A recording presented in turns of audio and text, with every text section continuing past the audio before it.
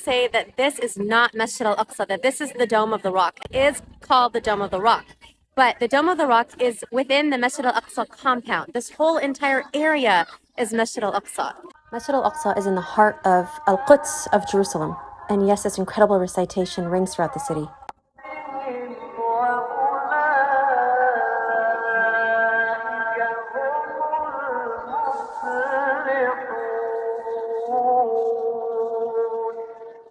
To get to Masjid al-Aqsa, you walk through the old city. It is filled with so much joy and festivity, markets and people. And then you get to one of the many green doors which surround Masjid al-Aqsa. When they open, you enter the Masjid al-Aqsa compound.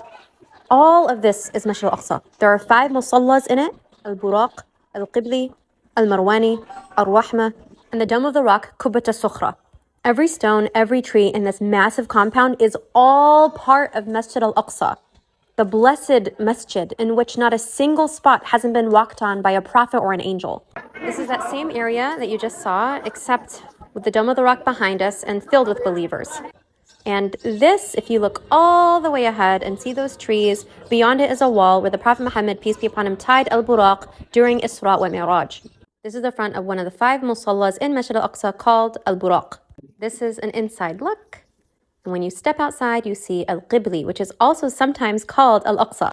This is a view between the Dome of the Rock and al-Qibli, which again is sometimes called al-Aqsa. But this entire area is al-Aqsa. Here is a front view of al-Qibli, and let's go inside.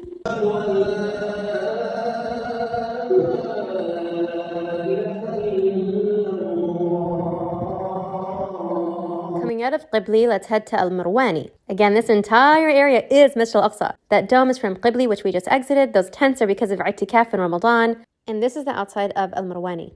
The Crusaders used al-Marwani as stables for horses, and in fact, they had desecrated the entirety of Masjid al-Aqsa. In the 1920s, the British forcibly closed this area, and because it's a subterranean masjid, dirt and trees grew over it. In the 90s, Palestinians beautifully excavated and renovated it. This is the inside of al-Marwani. You can still see a ring which the horses were kept on during the time of the Crusaders. You can just imagine Angel Gabriel, Virgin Mary, Prophet Zechariah, Prophet Jesus, peace be upon all of them, being present here and in all of the areas of Masjid al-Aqsa. Leaving al-Marwani, we are going to al-Rahma. It is said that within this musalla, Imam al-Ghazali secluded himself and wrote Ihya Ulumuddin. On the other side of that far back wall, outside of Masjid al-Aqsa, is a cemetery. In it are buried 2 companions of the Prophet Muhammad, peace be upon him, who helped open Masjid al-Aqsa. Ubadah ibn Samit, radiyallahu anhu, whose wife was Haram bint Milhan, radiyallahu anha, the martyr of the sea, and Shaddad ibn Aus, radiyallahu anhu. From this view, the cemetery is to the back right. The old city and Aqsa are behind us. This is called the Street of Martyrs, Tariq al-Shuhada. That hill is where the companions encamped waiting for Umar radiallahu anhu to come at the behest of the head of the Christian community, who said that Umar was the person described in their books as the one to receive the keys to the holy city.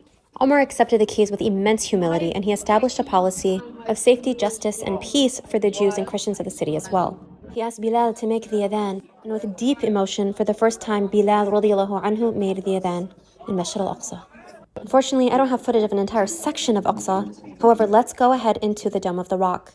The Dome of the Rock is where Darda as-Sughra, the scholar, would teach. She would teach within it and outside of it. The Imam of Masjid al-Aqsa, Sheikh Yusuf Abu Sinana, taught us that there were 20,000 women, scholars who graduated nearby to Aqsa and would teach here and travel to Syria to teach there. That tradition continues as women scholars continue to learn and teach in Aqsa today.